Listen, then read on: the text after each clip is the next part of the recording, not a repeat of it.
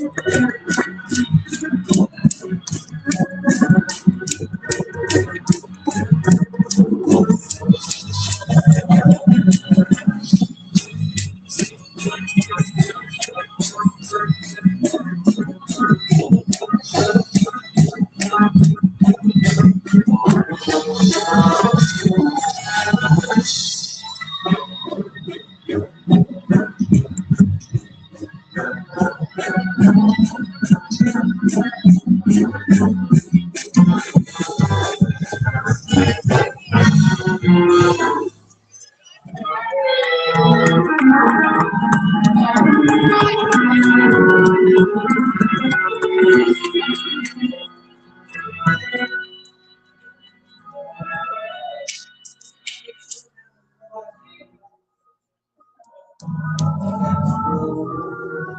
you for that. That was such a beautiful, such a hit. Thank you to the choir. As I mentioned, it's my privilege to be able to recognize 6 remarkable individuals that represent some of the diverse faith communities here in Central Indiana. They're going to speak about how their tradition is connected to the legacy of justice, love, and peace that we are here celebrating today and emulating the life and legacy of Dr. Martin Luther King. From the Catholic community, we have Kathy Craig, and if you would just come up and join me and speak as you are listed on the program. Christian Faith, Patricia Goldman, St. John's Missionary Baptist Church. From the Hindu tradition, from the Hindu Temple of Central Indiana, Dr. Vicky Karthik will share a message from the Hindu community. From the Jewish faith, Malcolm Bird, Bibles with Jewish Voice of Peace here in Indianapolis. Malcolm will share some words. From the Muslim faith, Mikhail Abdul Rahim, Nurul Islamic Center. And from the Sikh tradition, we have Momo Kaur, who's going to join us and speak. She's a director of the Mental Health Hub, and director of Umi Hope here in Indianapolis. Thank you.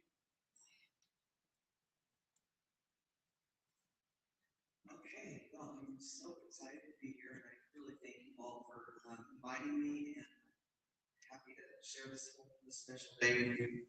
I have a little background. I was 13 years old when I first heard Dr. King's speech, which at a group of Catholic schools had a speech contest.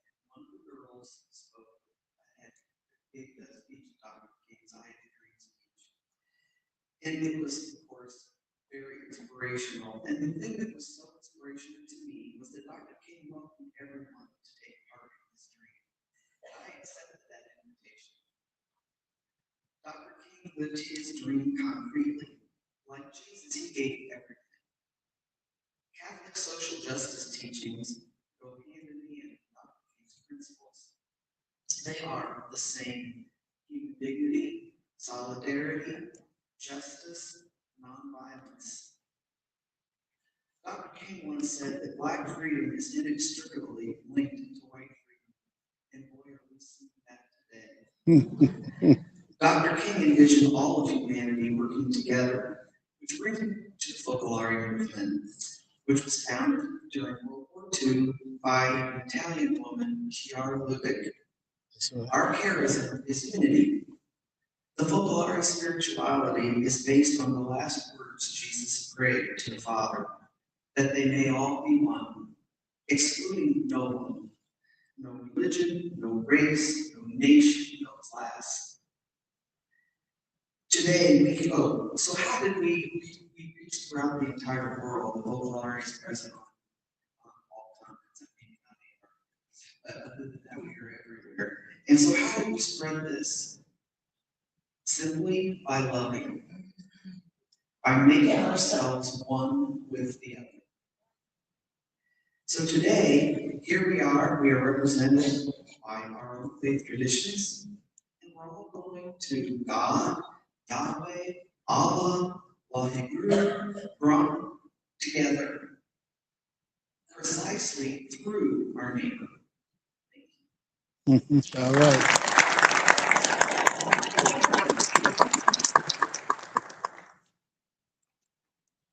Praise the Lord, everybody.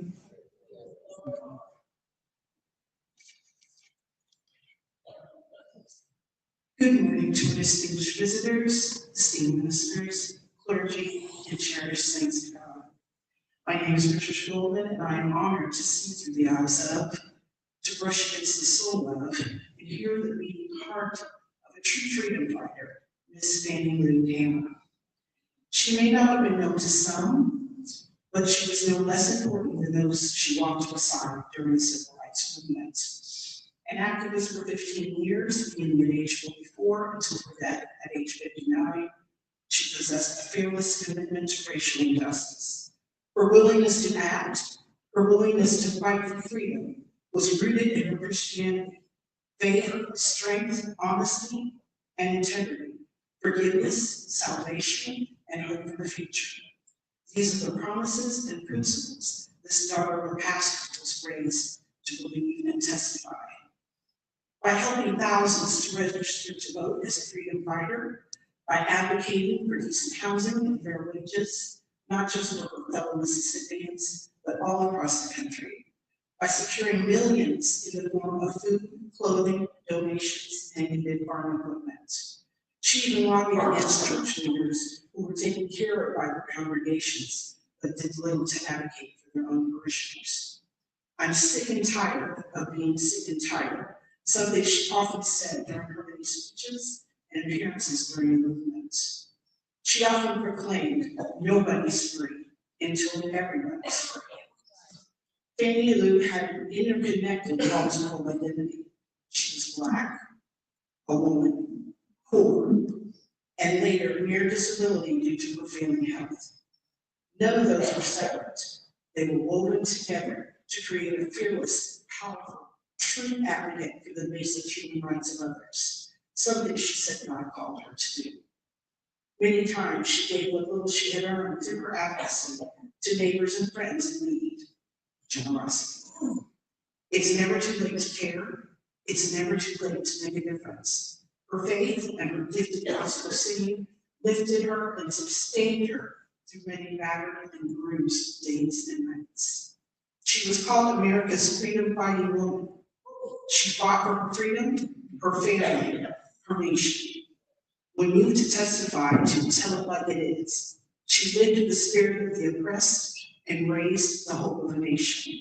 I ask you to remember Fannie, Alma, Louise, Dubois, Towers,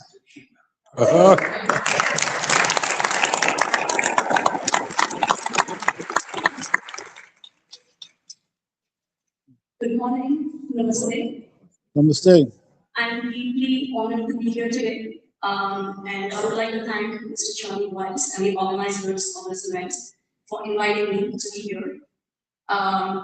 Before I start, I would like to say that the choir was absolutely amazing. It's the first time to be here in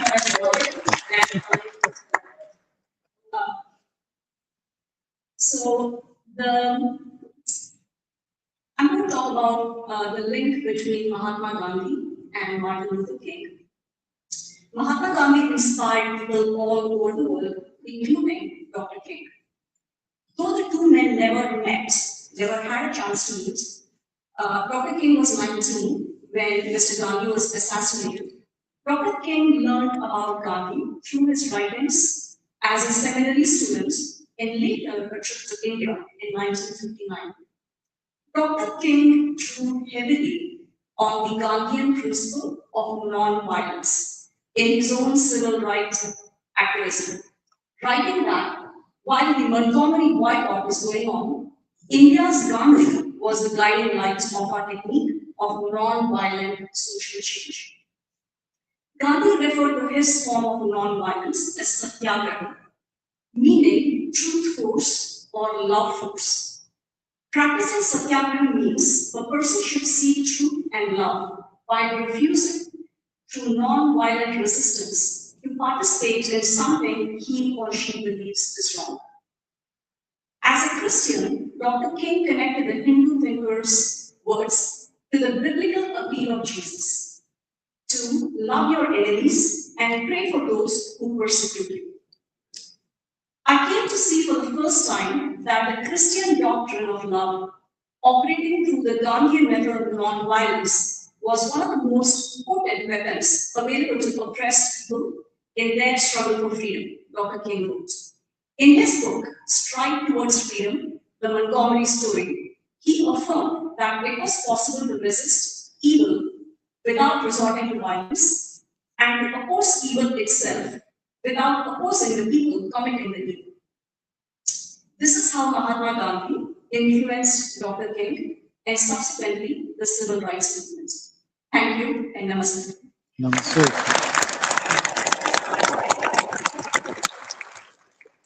Good morning. Good morning. Today we honor Dr. King, generations of Black leaders who forged this country's moral conscience, and those like Rabbi Abraham Joshua Heschel, who learned from them and chose to follow their lead. Rabbi Heschel did not arrive in Selma as a guide, but as a participant in the Black freedom struggle. He understood that Jewish faith demanded more than statements. It required presence and compelled action. After marching with Dr. King, he reflected, the march from Selma to Montgomery was about protest and prayer. Prayer was embodied, action was sanctified. Heschel insisted there is no limit to the concern one must feel for the suffering of human beings. And Dr. King named racism, greed, and militarism as intertwined forces of oppression. Together they showed us justice cannot be compartmentalized and liberation cannot be selective. Their warnings confront us today as we witness the devastation in Gaza, the killing of civilians, the destruction of homes, schools, and hospitals, and the ongoing oppression of the Palestinian people. The violence is enabled by our taxpayer dollars, even as our own communities are deprived of funding. In Indianapolis, we see the cost of these choices. Neighborhoods harmed by disinvestment, racial disparities in health and education, and over-policing paired with under-resourced schools and social services. These are not separate injustices, but symptoms of the same moral failure named by Dr. King. That lesson still calls to us today. It calls on Jews to stand with Black communities facing systemic racism and state violence.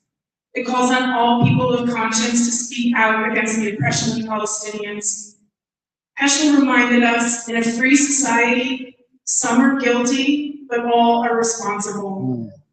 And so in the Jewish tradition, I offer a blessing. May we be worthy of that responsibility. May we refuse to divide our compassion. And like Heschel and Dr. King, may our lives, not just our words, testify to justice. All right. Thank Hey, you. all right. Very good.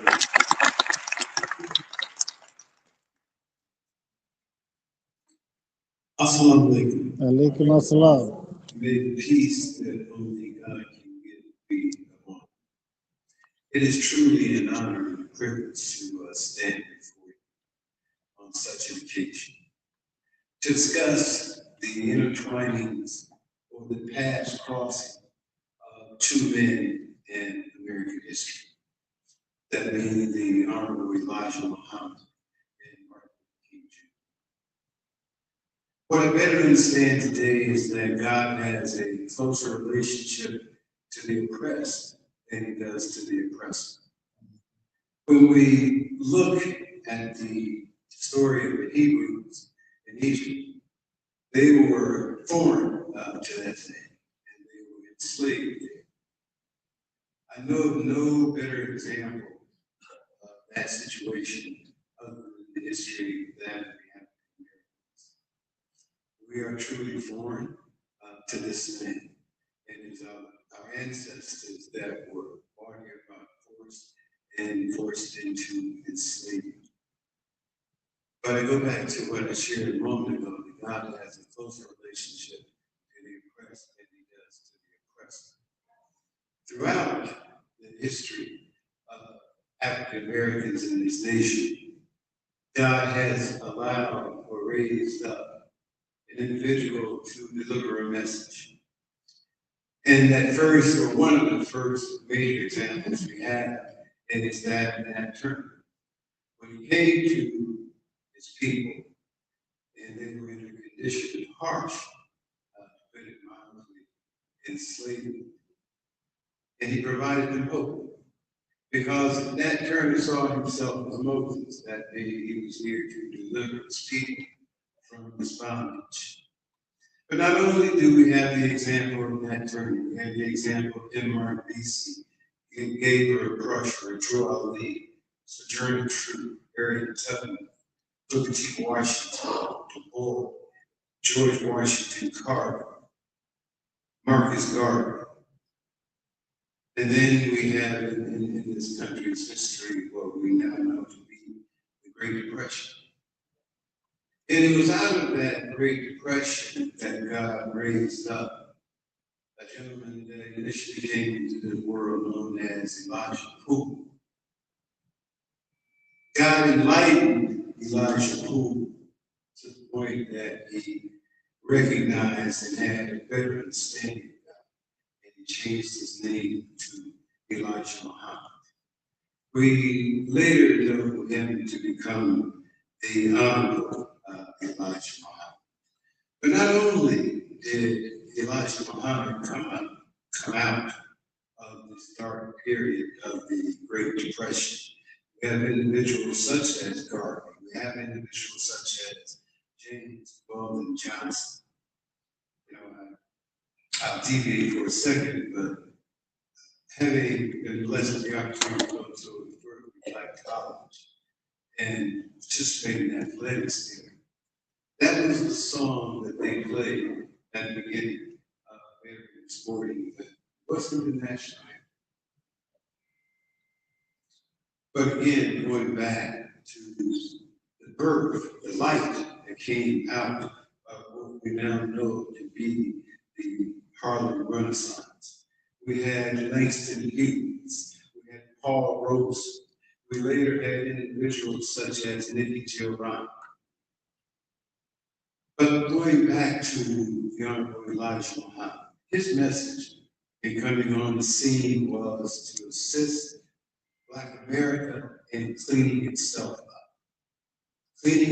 up from the sins of slavery, racism, and white supremacy. He was here to teach self-reliance and economic empowerment. It was years, 20 some odd years into the ministry of the Honorable Elijah Muhammad that we had the murder of Emmett Till in 1955. Emmett Till's death served as a spark. It served as a catalyst for the movement that we now know Martin Luther King Jr. to have become in the driving force, one of the driving forces behind. The media of this day, as well as the present day, has attempted to make it believe that there was a wedge between Martin Luther King Jr. and the Honorable Elijah Muhammad. Whereas both these men appreciated why they were here and who sent them. That being that they were in the line of that. They were in the line of Denmark, BC. They were here to restore and renew hope in an oppressed group of people. In fact, the Honorable Elijah Muhammad and Martin Luther King Jr. met and they worked together. And if I may, I will share a letter dated in July of 1965. This letter is written to Dr. Martin Luther King Jr. and it's written by the Honorable Elijah Muhammad. Dear sir, we have reached a crucial crossroad in the life of our people here in America. since all of us who love our people are walking toward one goal: freedom, justice, and equality from the common enemy. Let us realize that in unity there is strength. Let us come together in a meeting to discuss the future plans and programs needed to achieve these goals for our people. If we have any love and respect for each other, let us be intelligent about the matter and present and present to America and all the world as a united Black front. The dignity of 22 million people is too important to allow disunity among us to prevent our achievement of a united front of Black Americans. The meeting nor the place need not be public. Let me have your answer within 10 days. This letter was CC'd to President of the NAACP at that time, or I stand corrected, the Executive Secretary at that time, that being Mr. Roy Wilkins. It was also directed to the Director of the National Urban League, that being Mr. Whitney Young, as well as the Student Nonviolent Coordinating Committee, which was headed at that time by Stokely Carmichael, as well as the Congress of Racial Equality. I'll deviate again for a quick second. It is the Student Nonviolent Coordinating Committee at Fisk University that gave the birth to the person we know as John Lewis.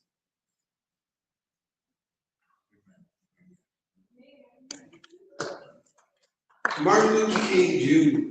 and the Honorable Elijah Muhammad maintained their contact.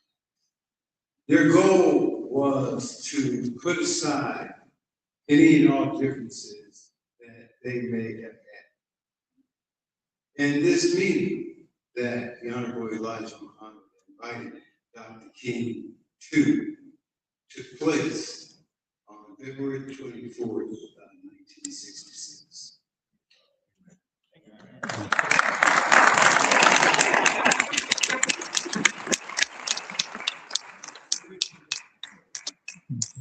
Very briefly, Dr. King did correspond to the Honorable Elijah Muhammad as well.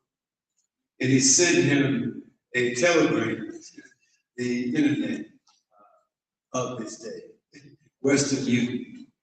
And it reads, the Honorable Elijah Muhammad, all of us are proud of the conscientious stand of Muhammad Ali and desire to express our support at the 10th Annual Convention of the SCLC, Southern Christian Leadership Conference.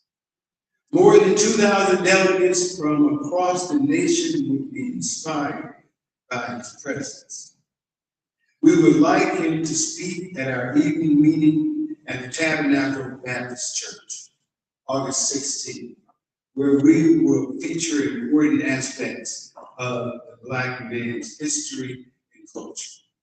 Okay. I hope you will encourage his attendance. This correspondence was sent after the assassination of Martin Luther King Jr.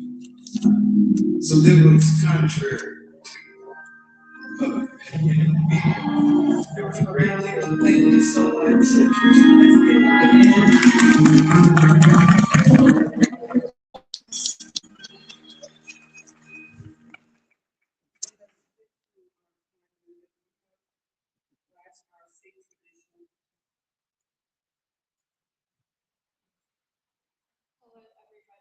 Hello.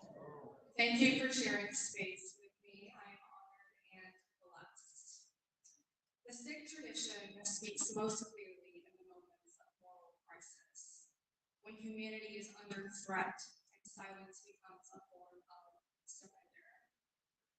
Sikhi teaches that every person carries divine light, making dignity sacred and injustice intolerable.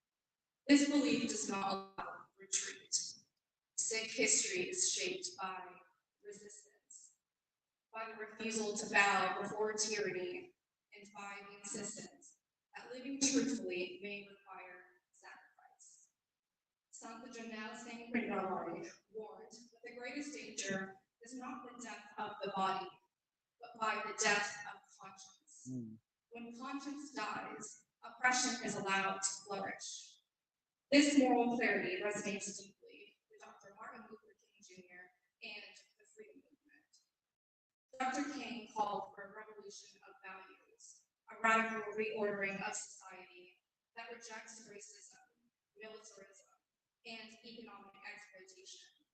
Like Sikhi, his vision demanded courage over comfort and justice over acceptance. Neither tradition mistakes peace for love or love for compliance.